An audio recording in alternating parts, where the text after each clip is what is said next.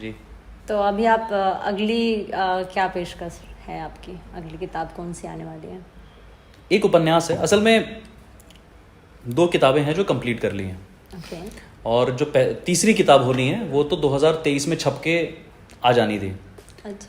वो एक जासूसी उपन्यास है। वाह। बिल्कुल, क्योंकि मुझे वो दुनिया बहुत पसंद है, तो लेकिन कुछ कारणों से वो 2023 में पब्लिश नहीं हो पाई। काफी टाइम बाद ऐसा सुनने में आया है कि कोई जासूसी पे कुछ लिख रहा है, क्योंकि काफी टाइम से नहीं आ रही हैं ऐसी किताबें। पहले आती हैं, हम तक नहीं पहुंचती। लोग तो लिख ही रहे हैं, मजेदार हाँ। अपना एक है, लिखने वाले तो लिख ही रहे हैं।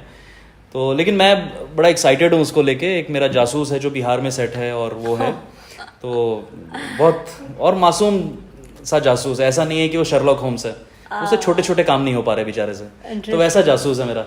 तो वो किताब कंप्लीट है, उसका बस रिवीजन थोड़ा सा करके वो तीसरी किताब होगी। जो दूसरी किताब जो अभी पेशतर उम्मीद है कि इस साल के अंत तक आ जाएगी, अगले 3-4 महीने में आ जाएगी, वो एक उपन्यास है Okay. जो दिल्ली यूनिवर्सिटी में सेट है।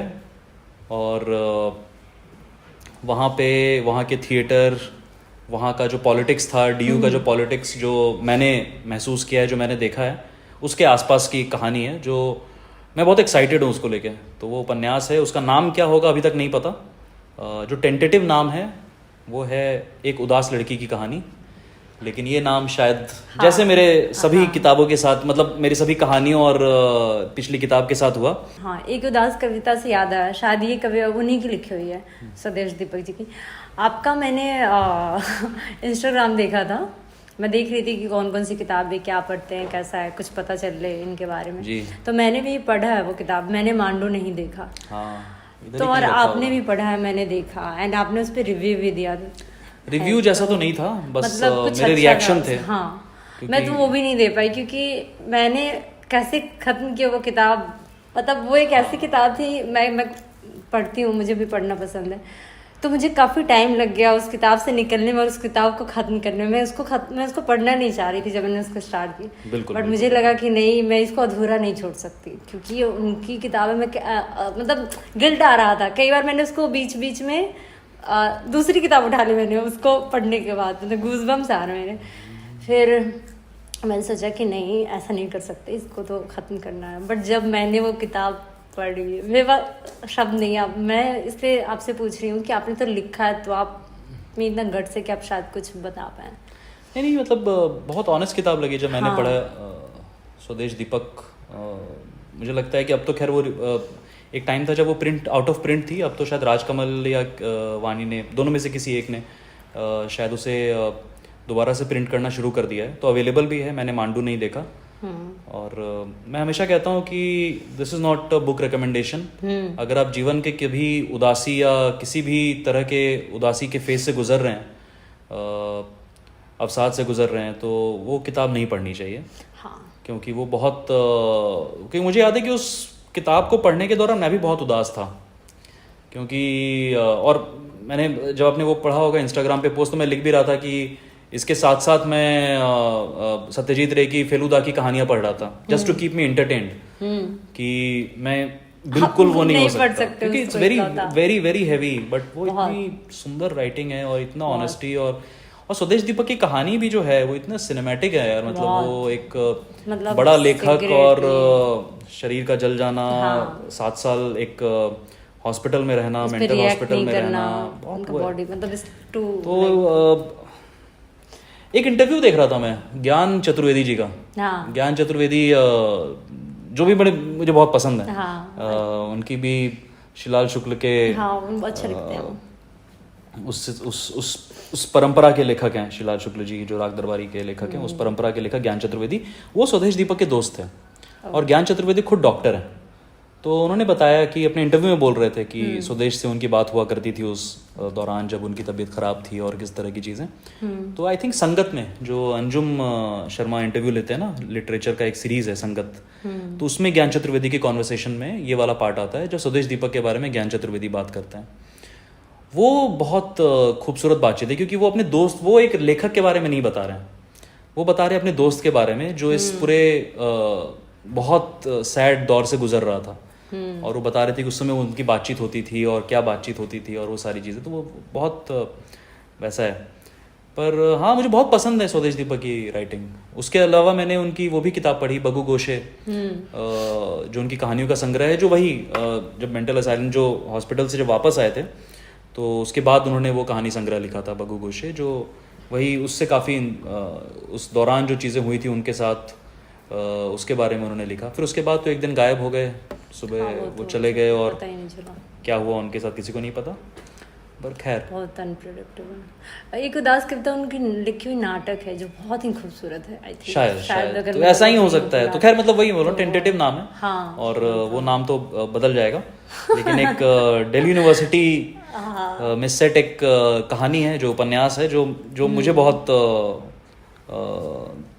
तो मैं डीयू में ना बड़ा एक्टिव था, सिर्फ थिएटर में नहीं, मैं पॉलिटिक्स में बहुत एक्टिव था।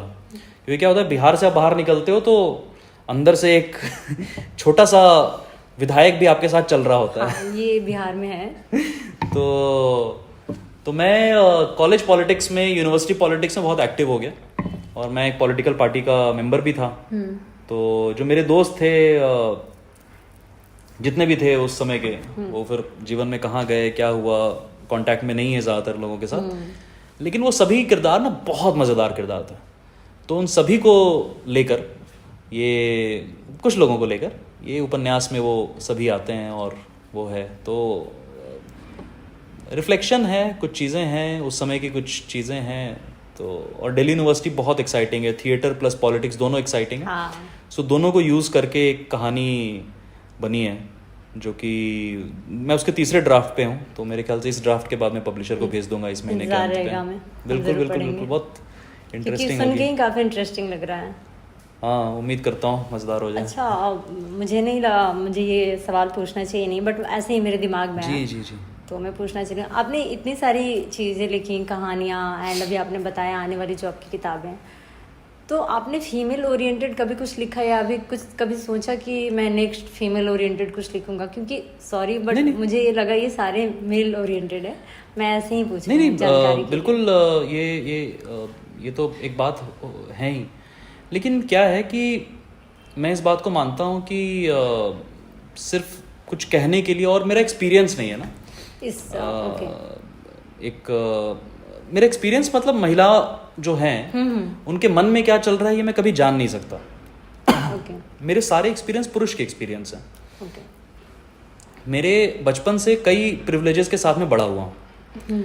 मुझे हमेशा से आज़ादी थी कि मैं रात में 8 बजे 9 बजे आ सकता हूँ घर। मेरी बहन को ये आज़ादी नहीं थी। समाज में मतलब परिवार का वो रहता है।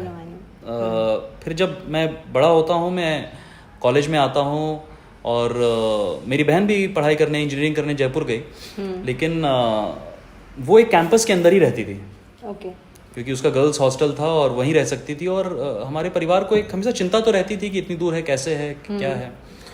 मेरे बारे में उस तरह की चिंता कभी नहीं रही होगी। एक तरह की चिंता रही होगी कि पहली बार घर से बाहर गया है, खाना ठीक से खाया नहीं खाया, ये जो, लेकिन जो लड़कियों के साथ जो चीज़ें होती हैं, जो प्रॉब्लम होते हैं और जो समाज में जो चीज़ें उनको सेफ्टी को लेके बहुत सारी चीज़ें, वो मेरा एक्सपीरियंस नहीं है। मैं जानता हूँ कि ये सारी चीज़ें, आई एम अवेयर कि ये सारी चीज़ें, लेकिन वो आपके साथ कुछ होने पे आप क्या महसूस करते हो, ये मैं एक ऑब्जर्वर की तरह कह सकता हूँ। जो कि इस उपन्यास में जो अभी कहानी आ रही है वो है, उसमें एक जो फीमेल है वो प्रोटैगनिस्ट है, उसकी कहानी वो नहीं कह रही है, एक ऑब्जर्वर ही कह रहा है। क्योंकि मैं इस बात को मानता हूँ कि मेरे कुछ लिमिटेशन है एक पुरुष होने के नाते, जो कि जैसे अब ये जो कहानी है पिंटू भैया, ये पटना का सुपर हीरो, आप असल में देखें इसमें कहानी सिर्फ पिंटू भैया की नहीं है, स्वाति सिन्हा की भी है।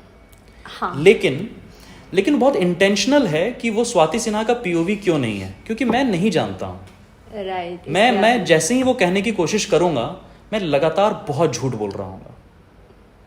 और मैं वो झूठ बोलना नहीं चाहता।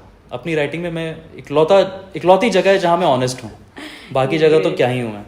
लेकिन तो ये एक कारण है। लेकिन मुझे लगता है कि वो सहभागिता जो है किरदारों में, रिप्रेजेंटेशन जो है वो बिल्कुल होना चाहिए। और मुझे लगता है मेरा बहुत कुछ तो अभी लिखा आया भी नहीं है, बहुत सारी चीज़ें तो अभी रखी हुई हैं जो पब्लिश नहीं हुई हैं, तो बहुत सारी चीज़ें हैं। ये तो बस एक कहानी संग्रह, बस 6 कहानियाँ हैं, 25 कहानियाँ तो लिखी हुई हैं। It's like a teaser and trailer. मतलब अभी तो अभी शुरू मैंने भी बहुत आराम से पब्लिश करा है ना, मतलब मैं लिख बहुत टाइम से रहा हूँ, पब्लिश अभी हुई जी। तो ये एक तरह का सिलेक्शन था 6 कहानियों का, जिसमें